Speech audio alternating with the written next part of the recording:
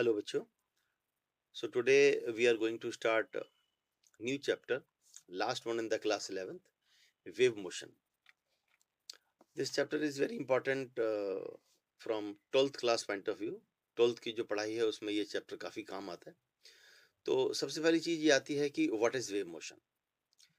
तो बच्चों देखिए, वेव जो है it is a kind of disturbance which travels in a medium due to the repeated periodic motion of the particles of the medium about the mean position.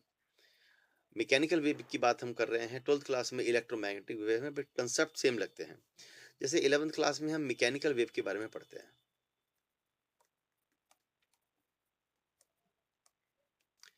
Mechanical wave वो होती है जिसमें medium की आवश्यकता होती है. जैसे कि पानी के सरफेस पर वेव.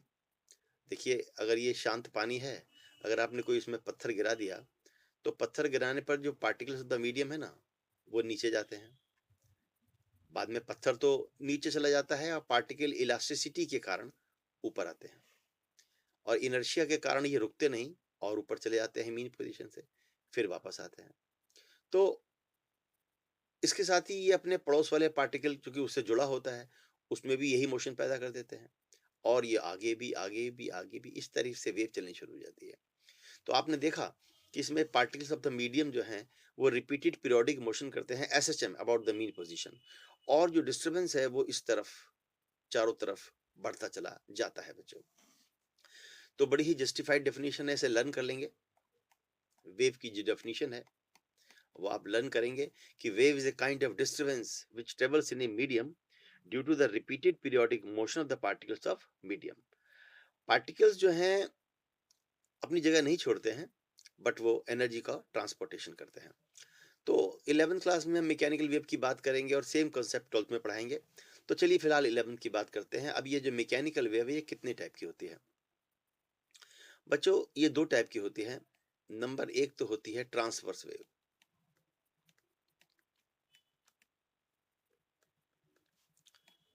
Transverse wave. और जो नंबर दो है वेव का कैटेगरी, उसका नाम है लॉन्गिट्यूडनल वेव.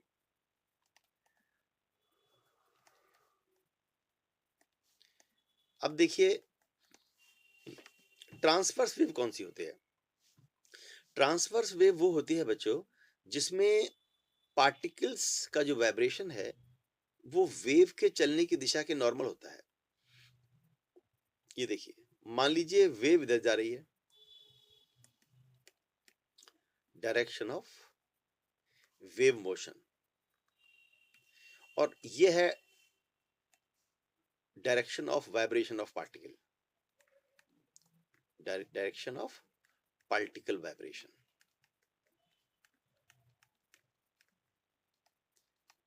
यानी कि पार्टिकल का जो वाइब्रेशन है वो वेव के चलने की दिशा से 90 डिग्री पर होता है बच्चों. इसे बोलते हैं ट्रांसवर्स वेव. और इसका उदाहरण है wave on water surface. Example इसका क्या है?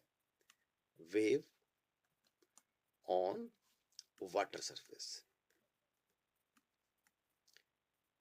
जैसे कि मैंने आपको ऊपर भी बताया था अभी कि जो पार्टिकल्स, ये देखिए मैंने यहाँ पर आपको बताया था कि जो अपने ये पानी का सरफेस है और जो पार्टिकल का जो वाइब्रेशन है ना वो अप डाउन होता है. पार्टिकल का वाइब्रेशन जो है वो अप डाउन होता है बच्चों, और वेव चलती है अलग. जैसे देखिए, पार्टिकल चलते हैं अप डाउन और वेव चलती है दिस वे, चारों तरफ, है ना, परपेंडिकुलर चलती है. तो ये ट्रांसवर्स वेव है. अच्छा, दूसरी वेव जो होती है बच्चों वो होती है लॉन्गिट्यूडनल वेव. लॉन्गिट्यूडनल वेव में जिस तरफ वेव चलती है पार्टिकल उसी तरफ वाइब्रेट करते हैं, है ना. जैसे कि साउंड वेव, एग्जाम्पल है साउंड वेव. जब हम बोलते हैं ना बच्चों, जैसे मान लीजिए ये मैं आपसे कहता हूं कि ये कोई इंसान जो है जब बोलता है तो उसके मुंह से जो है ना ऐसी एनर्जी निकलती है बच्चों, है ना. तो क्या होता है कि जो एयर के जो पार्टिकल्स हैं उस प्रेशर से कंप्रेस हो जाते हैं, दब जाते हैं, और उसके बाद वो खुल जाते हैं. ऑल्टरनेटली ये काम होता है. ऐसे कंप्रेशन, रेयरफेक्शन, कंप्रेशन, रेयरफेक्शन। यानी कि जो पार्टिकल्स हैं उनका वाइब्रेशन ऐसे है और जो वेव है वो भी ऐसे ही जा रही है। तो ये अपनी जो है कौन सी वेव है बच्चों? ये है आपकी लॉन्गिट्यूडनल वेव। ये आपकी लॉन्गिट्यूडनल वेव है बच्चों। तो ये साउंड वेव इसका बेस्ट एग्जांपल है। लॉन्गिट्यूडनल वेव का बेस्ट एग्जांपल है साउंड वेव। और ट्रांसवर्स वेव का उदाहरण है water wave on water surface या wave produce in a stretched string. जैसे गिटार सितार वायलिन की जो डोरी होती है उसमें भी ट्रांसवर्स वेव बनती है। आपने देखा होगा गिटार सितार की जो ऐसी डोरी होती है ना, इस टाइप से, जब आप उसे प्लग करते हो, प्लग करने पर वाइब्रेशन इस टाइप से।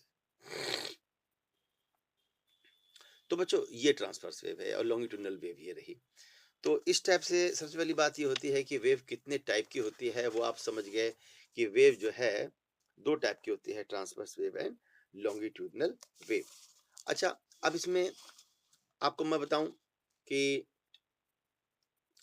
इसमें जो ट्रांसवर्स वेव में जो पोर्शन जो है इसका ये वाला पोर्शन जो होता है बच्चों, जो दबा होता है मीन पोजीशन से, उसको बच्चों जो है ट्रफ बोलते हैं। और जो पोर्शन जो है इसका उठा होता है उसको क्या बोलते हैं बच्चों? उसको बोलते हैं क्रस्ट। क्रस्ट एंड ट्रफ के रूप में ही चलती है। और वहीं पर इस वाली वेव में जो चलती है इसमें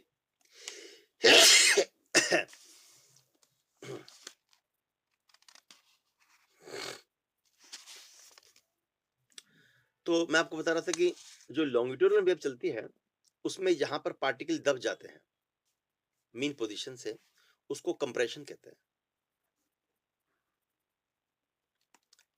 और जहां पर पार्टिकल मीडियम के खुल जाते हैं, थोड़ा डेंसिटी कम हो जाती है मीडियम की, उसे रेयरफेक्शन कहते हैं।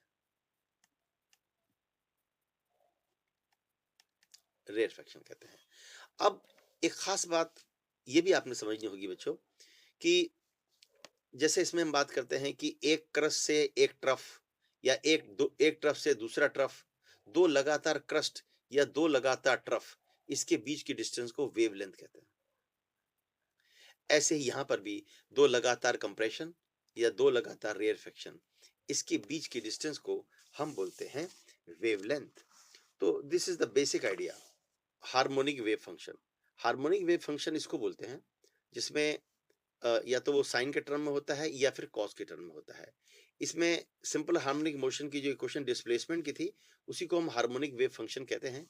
और इसके अंदर जो साइन का जो एंगल होता है, जो आर्गुमेंट होता है या जो कॉस का आर्गुमेंट होता है, इसको फेज कहते हैं। Phase, phi. और इसमें जो फाई नॉट है इसको इनिशियल फेज कहते हैं। इनिशियल फेज कहते हैं इसको। तो अगर कोई कहे कि फेज के बारे में अलग से बताओ, तो फेज इस आर्गुमेंट को बोलते हैं।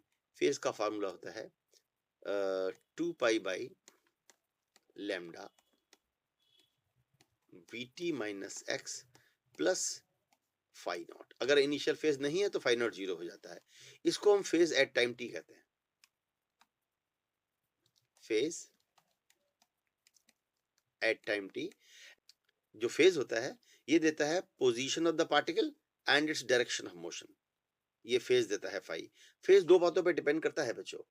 फेज डिपेंड करता है टाइम पर और फेज डिपेंड करता है एक्स पर, है ना, पोजीशन ऑफ द पार्टिकल जो वाइब्रेट कर रहा है। तो इसका जो वेरिएशन है वो दो तरीके से होता है। एक इसका जो वेरिएशन है वो विद रिस्पेक्ट टू एक्स होता है। अगर आप इसे D phi by D X करोगे तो यहां पर आ जाएगा 2 पाई लैम्डा इंटू में वी टी कांस्टेंट है। अगर आप एक्स के रेस्पेक्ट में करोगे तो टी कांस्टेंट है। ये वाला टर्म कांस्टेंट है तो इसका डिफरेंशिएशन 0 हो गया, इसका 1 हो गया और नेगेटिव साइन आएगा, माइनस यहाँ पर लिखा हुआ है। तो ये देखिए मैं आपको बता रहा था कि ये फेज है और फेज में जो चेंज होता है एक्स के रेस्पेक्ट में होता है तो ये फार्मूला आता है।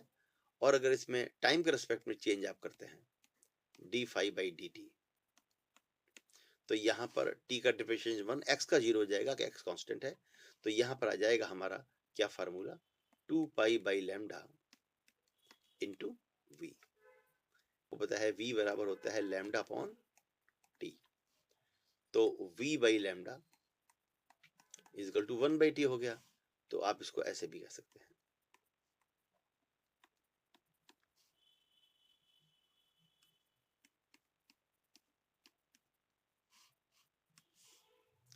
ये change in phase with respect to time है, change in phase with respect to time, ये change in phase with respect to time है, और ये वाला change in phase with respect to x है। तो बच्चों ये अपना फेज होता है। तो देखिए बच्चों, वेव मोशन में आगे बढ़ते हुए हम आपको करा रहे हैं एक बहुत important topic, most important, derivation for plane progressive wave और ट्रैवलिंग वेव। तो इसमें यहाँ पर हमने ऊपर एक वेव क्रिएट करी है, वो आगे बढ़ती चली जा रही है, जैसे पानी के सरफेस पर वेव होती है। तो सभी पार्टिकल एसएचएम करते हैं, ओ स्टार्टिंग पॉइंट है और पी कोई जनरल पार्टिकल है। तो चलिए पहले हम आपसे कहते हैं कि इक्वेशन ऑफ मोशन, हम आपसे कहते हैं कि जो इक्वेशन ऑफ मोशन है वो क्या होगा। Equation of motion of particle at O, जहां पर वेव शुरू हुई है, इस इक्वेशन होगी बच्चों, इसकी इक्वेशन होगी y is equal to a sine omega t. ये आपने ऑसिलेशन में पढ़ा था, वही इक्वेशन है ये, y बराबर A sine omega t, equation of simple harmonic motion है ओ वाले पार्टिकल की। अब देखिए इक्वेशन ऑफ मोशन किसी जनरल पार्टिकल p की कैसे होगी। देखिए equation of motion of a general particle,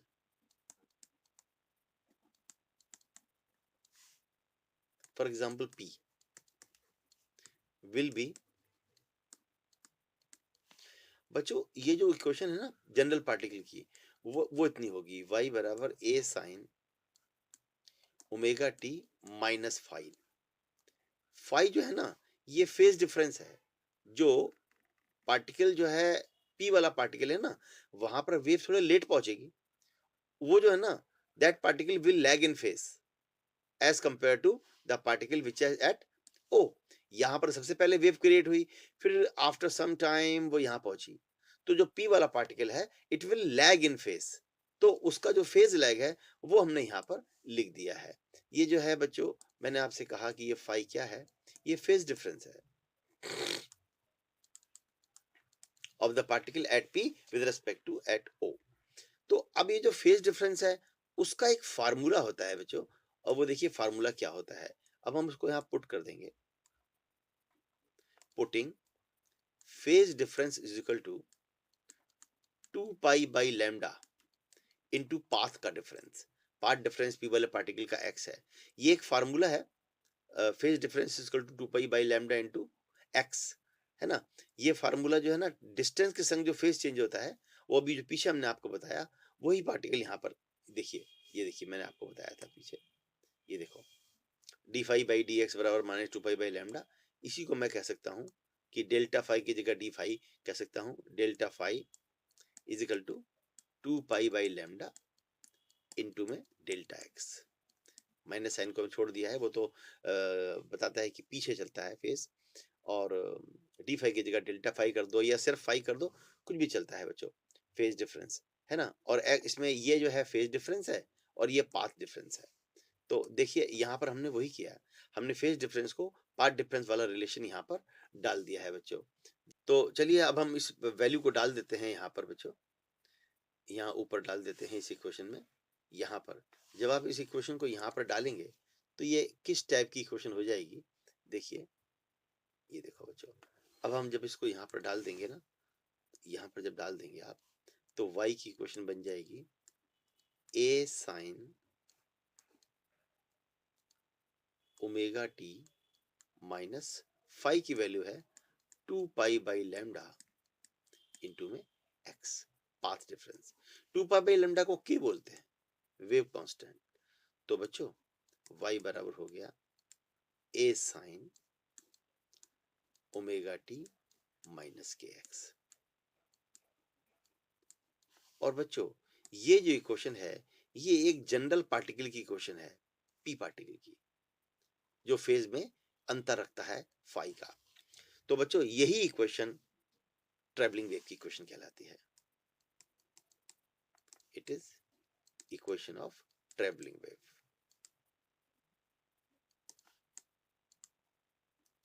इसके ना दो फॉर्म और भी होते हैं बच्चों, इसके दो फॉर्म और भी होते हैं। चलिए हम आपको बताते हैं वो कौन से फॉर्म है। जैसे अभी मैंने आपको कहा कि जो पहला फॉर्म है y बराबर a sine omega t minus के एक्स है। तो हम इसको दूसरा फॉर्म आपको बताते हैं। ओमेगा की वैल्यू डाल दीजिए 2 पाई अपॉन कैपिटल टी, है ना।